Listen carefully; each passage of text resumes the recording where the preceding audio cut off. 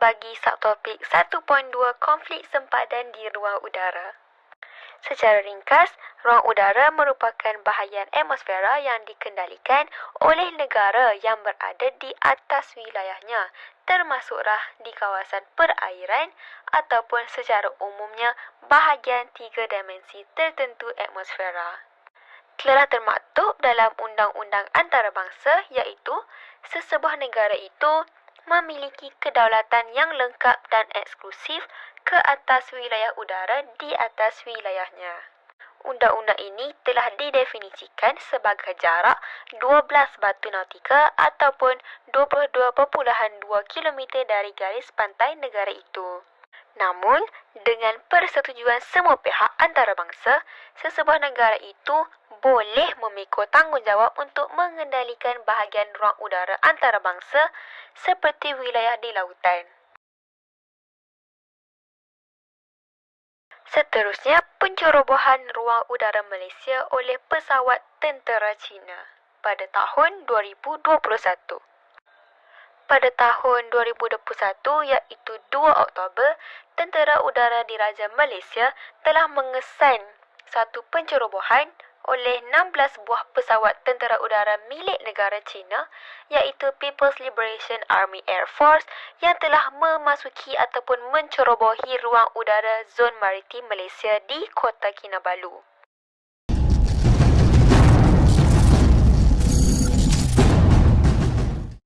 Kenyataan yang diumumkan oleh Panglima Tentera Udara Jeneral Tan Sri Akbar Abdul Samad berhubung insiden pencerobohan 16 buah pesawat milik Tentera Udara Republik Rakyat Cina.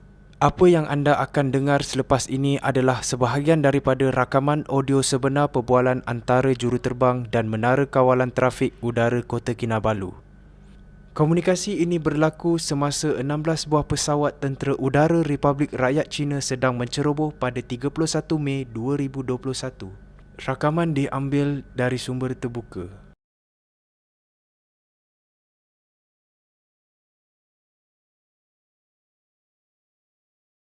Aircraft squawking Alpha 4461 and 4462 at 22,700 feet. Identified yourself. 220 nautical miles west of Kinabalu.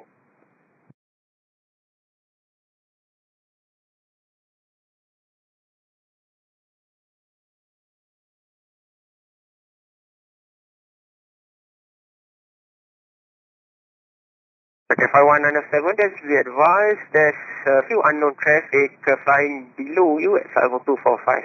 Just for information, sir.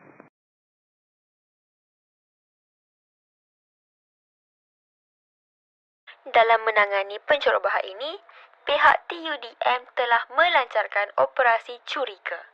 Mereka telah memantau pergerakan pesawat-pesawat tersebut yang dikesan telah terbang secara formasi tactical in trail dengan percubaan untuk mengarahkan pesawat-pesawat ini agar menghubungi kawalan trafik udara Kota Kinabalu. Hasil daripada dapatan tersebut, pihak TUDM telah mendapati bahawa pesawat-pesawat tersebut merupakan pesawat-pesawat yang bersifat strategik dan berupaya melaksanakan pelbagai misi. Hal ini berkemungkinan menggugat kedaulatan dan keamanan negara berdasarkan kepadatan trafik udara dalam laluan penerbangan di Kota Kinabalu. Hal ini telah dikendalikan oleh pihak TUDM berdasarkan undang-undang serta peraturan penerbangan antarabangsa International Civil Aviation Organization serta strategi pertahanan udara nasional.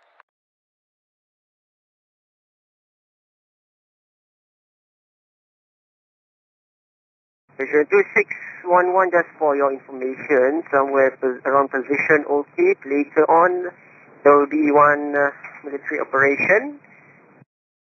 And since there are few aircraft, unknown aircraft flying inside Kinabalu airspace at between 50225 and 50245, sir. Roger, copy that. You are Malaysian 2611. Station 2611. Station 2611, Kinabalu. Mark to all. The information about the unidentified aircraft is in your radar at all regions, all seat area between level 2 to 4, 5. AFIRM, sir, AFIRM. And this aircraft the trend is currently flying to the south and about 66 from northwest of Bintulu. This aircraft flying back towards the north, sir. And be advised, at your 11 o'clock is our military, sir. Our military vicinity, right? Malaysia 2611, AFIRM.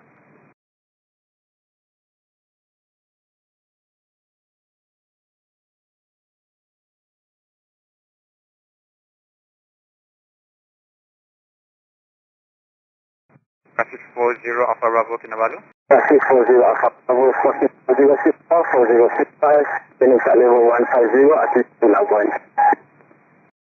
Casa 640 Alpha Bravo Kinabalu radar identified and confirm returning back to Labuan. Back to Labuan at 640 Alpha Bravo.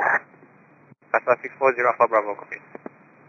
Insiden pencerobohan kali ini tidak boleh dianggap sama seperti yang lain-lain kerana ini bukanlah satu atau dua pesawat. Sebaliknya merupakan kemasukan teratur dalam formasi dan jumlah yang banyak mengikut laluan yang tertentu. Seterusnya, isu pendaratan pesawat komersial ke Singapura menggunakan ruang udara Malaysia. Isu ini bukanlah hanya satu insiden semata, bahkan perkara ini sering berlaku. Pesawat hak milik Singapura sering mencerobohi ruang udara di Pasir Gudang sebelum mendarat di lapangan terbang Seletar, Singapura. Berikutan insiden yang sering berulang ini, Malaysia telah mengemukakan isu pencerobohan ini untuk dibincangkan semula. Dengan mencerobohi laluan penerbangan ini untuk sistem IIS, ianya akan memberikan impak yang besar kepada pembangunan di Pasir Gudang, seperti memberi sekatan kepada ketinggian struktur bangunan yang boleh dilakukan di kawasan berkenaan. Datuk Seri Najib kita boleh lihat beliau lebih agak sederhana dan lebih friendly dengan Singapura. Tapi berbeza dengan Tun Mahathir yang lebih berketokohan, lebih berautoriti dan lebih tegas. Pada hari ini kita lihat PH begitu serius dalam menjaga sempadan dan kedaulatan wilayah. Daripada situ kita lihat ada sedikit semacam ketegangan di antara kedua-dua buah negara. Dan kita harapkan pada 8 bulan nanti akan ada usaha untuk mengharmonikan hubungan di kalangan negara Malaysia dan juga Singapura. Seterusnya, isu pencerobohan ruang udara Malaysia oleh pesawat tentera Singapura. Angkatan Tentera Malaysia sentiasa memantau setiap pergerakan pesawat tentera udara Singapura yang sering mencerobohi ruang udara negara kita sejak tahun 2008. Bahkan pada tahun 2021, jet pejuang Singapura sering mencerobohi ruang udara kawasan di Pasir Gudang yang menyebabkan gangguan serta kerisauan bagi penduduk di kawasan berkenaan. Kesimpulannya, pihak TUDM serta ADM memainkan peranan penting dalam mempertahankan kedaulatan negara kita daripada dicerobohi negara lain meskipun di wilayah di udara. Seterusnya, kemunculan kuasa baharu ekonomi dunia. Seperti yang kita semua tahu, Amerika Syarikat merupakan antara negara yang mempunyai pengaruh terbesar dalam ekonomi dunia. Namun, menjelang abad ke-20, negara-negara besar Asia yang lain seperti China dan juga India telah menjadi saingan kepada negara ini dan berada setanding di tahap yang sama seperti Amerika Syarikat. Sebagai permulaan, saya akan mulakan dengan negara yang terkenal dengan bilangan penduduknya yang ramai, iaitu merangkumi 1/5 daripada populasi manusia di dunia, iaitu negara China, atau juga dikenali sebagai Republik Rakyat China, RRC. Berpusatkan di Beijing, negara ini mempunyai 22 buah wilayah, namun masih kekal berada di bawah sistem satu parti sahaja, iaitu Parti Komunis China. Dalam meneliti ilmu sejarah, negara ini juga tidak asing lagi bagi kita dengan tamadun Cina purba mereka yang mengamalkan politik Cina berasaskan sistem raja secara turun-temurun sehinggalah akhirnya negara tersebut menjadi sebuah negara republik. Kehebatan negara ini dalam sektor ekonomi bukan sahaja menarik negara kita iaitu Malaysia, bahkan negara-negara lain seperti Amerika Syarikat, Australia dan lain-lain untuk menjalankan hubungan diplomatik bersama mereka. Sektor ekonomi negara ini secara amnya dapat kita fahami sebagai sebuah ekonomi pasaran berasaskan milikan harta persendirian ataupun dalam kata mudah bersifat swasta. Hal ini digalakkan oleh kerajaan mereka untuk meningkatkan daya pengeluaran negara tersebut. Tambahan pula, negara ini juga memiliki beberapa tempat menarik yang menjadi tarikan pelancong dari serata dunia. Antara tarikan pengunjung yang terkenal di China adalah Beijing, iaitu bandar yang menggabungkan kedua-dua kerajaan yang lama ataupun bersejarah serta moden. Di Beijing, pengunjung dapat menyaksikan kecantikan Forbidden City, Temple of Heaven, Great Wall dan Summer Palace. Di samping itu, kejayaan negara ini dari sektor ekonomi adalah banyak disumbang oleh sektor perkilangan yang berkos rendah ataupun juga dikenali sebagai buruh murah. Buruh murah dapat kita tafsirkan sebagai satu perkilangan yang mempunyai kadar pengeluaran yang tinggi namun memberikan bayaran yang murah terhadap pekerjanya. Dalam hal ini, ianya telah menyebabkan berlakunya jurang ekonomi antara penduduk di dalam bandar serta di luar bandar. Meskipun penduduk di negara ini kebanyakannya dapat disifatkan sebagai golongan kelas tengah ataupun juga mereka yang mampu mempunyai barangan mewah, namun pembangunan di negara ini terlalu bertumpukan di kawasan pantai timur sehingga berlakunya kawasan-kawasan lain yang terpinggir dan tidak membangun secara rata. Meskipun negara ini sangat berpengaruh dalam sektor perkilangan dan perindustrian, malangnya negara China tidak mengamalkan kadar penggunaan tenaga yang cekap dan mesra alam. Dengan pengamalan tenaga yang tidak mesra alam, ditambah pula dengan sektor perindustrian yang amat besar, hal ini telah menyebabkan negara China mempunyai 30 bandaraya yang paling tercemar air dan udaranya di dunia. Secara kesimpulannya, negara China makin berkembang pesat dalam kegiatan ekonomi mereka dan dapat kita lihat dalam barangan harian kita pada hari ini. Seterusnya, negara India juga merupakan antara negara Asia yang telah membangun dalam bidang ekonomi dunia. Sebelum tahun 1990-an, kemiskinan merupakan antara masalah terbesar bagi negara tersebut sehinggalah mereka sering dilabel sebagai negara yang miskin dan lemah. Namun, sejak tahun 1990-an, negara India telah membuka pasarannya secara beransur-ansur melalui pembaharuan ekonomi dan mengurangkan kawalan kerajaan terhadap perdagangan dan pelaburan asing. Dalam erti kata lain, hal ini melibatkan penswastaan syarikat-syarikat milikan awam. Berikutan hal ini, kadar peningkatan KDNK negara India meningkat sebanyak 9.4% daripada tahun 2006 hingga 2007. Namun, meskipun ekonomi negara ini berkembang secara pesat secara berterusan, pertumbuhan ini tidak dapat dilihat dengan jelas kerana negara India mempunyai antara populasi yang ramai serta mempunyai kepelbagaian dari kalangan kelompok-kelompok sosial, ekonomi dan rantau geografi. Dengan mempunyai populasi yang begitu tinggi, negara India dilengkapi dengan tenaga kerja yang begitu ramai iaitu sebanyak 509.3 juta. Sektor ini termasuklah bidang pertanian, bidang perkhidmatan serta bidang perindustrian. Negara India juga telah berjaya meningkatkan kadar ekspor negara mereka. Barangan seperti barang kemas, hasil untuk kejuruteraan, sumber alam seperti bauksit, kromit, arang, intan dan lain-lain merupakan antara bahan yang diekspor oleh India ke negara-negara luar seperti Amerika Syarikat, negara China serta negara Arab. Terdapat beberapa faktor dalam kejayaan perkembangan ekonomi negara India. Yang pertama adalah tenaga kerja yang dimiliki mereka. Disebabkan negara ini mempunyai populasi penduduk yang begitu ramai, kebanyakan mereka mempunyai taraf pendidikan yang rendah.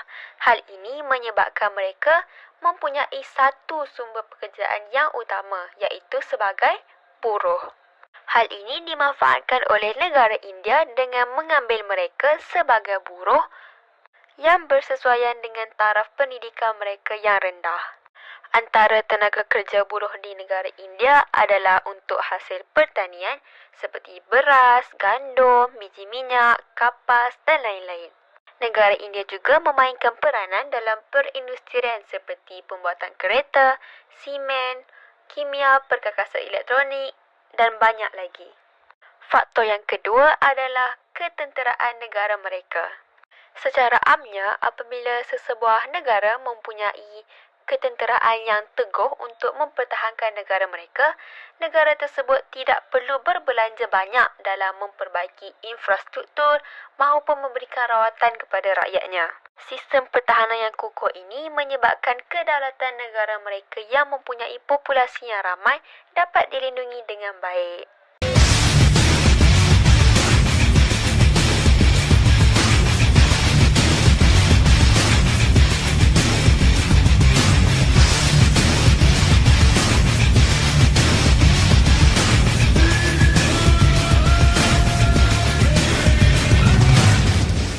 Apabila tiada kos yang dibazirkan oleh pihak kerajaan untuk membaiki kesan-kesan daripada peperangan, kos tersebut dapat difokuskan oleh negara India untuk membaik pulih negara mereka serta membangunkan sektor ekonomi.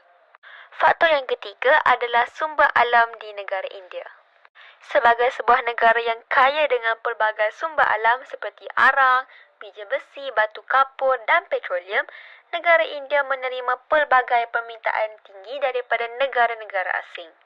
Ditambahkan pula dengan kegiatan pertanian mereka, lebihan sisa pertanian tersebut dapat digunakan untuk mereka jadikan bahan bakar dalam industri-industri kecil mereka yang bersifat hak milik persendirian.